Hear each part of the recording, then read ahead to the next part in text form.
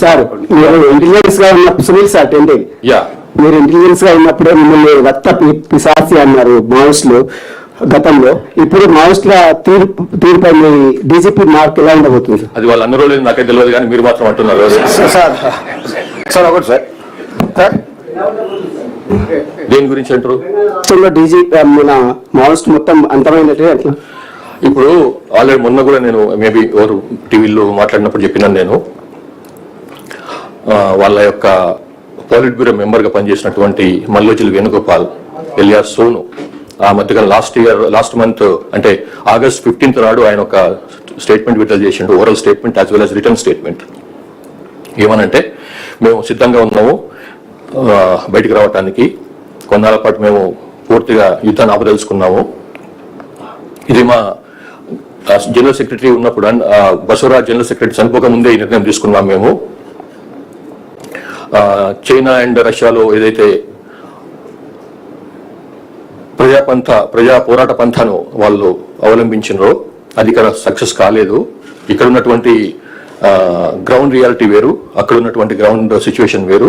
గుడ్డిగా మనం వాళ్ళని అవలంబించినాము, అన్వయించుకునే ప్రయత్నం చేసినాము తెలంగాణ భారతదేశపు పరిస్థితులకు. కాబట్టి అది ఇంకా ఫెయిల్ అయింది మన దగ్గర. కాబట్టి మనం ఫీల్డ్ని మర్చిపోయి, ఫీల్డ్ సిచ్యువేషన్ మర్చిపోయి ఏదో గుడ్డిగా ముందుకెళ్ళిపోయినాము, తప్పు. కాబట్టి అని ఆయన్నే పోలిట్ బ్యూరో మెంబర్గా ఉన్నటువంటి ఆయన్నే ఇటువంటి మాట అన్నప్పుడు ఇక ఐడియాలజీ, ఆ సిద్ధాంతం ఏదైతే ఉందో అది ఫెయిల్ అయినట్టే అని అనుకుంటున్నాం మేము. కాబట్టి మేము మళ్ళొకసారి ఓపెన్గా పోలీస్ డిపార్ట్మెంట్ తరఫు నుంచి వాళ్ళకు ఒక విన్నపం చేస్తున్నాము, బయటికి రాండి, మా జనజీవన స్రవంతులను కలిసిపోండి.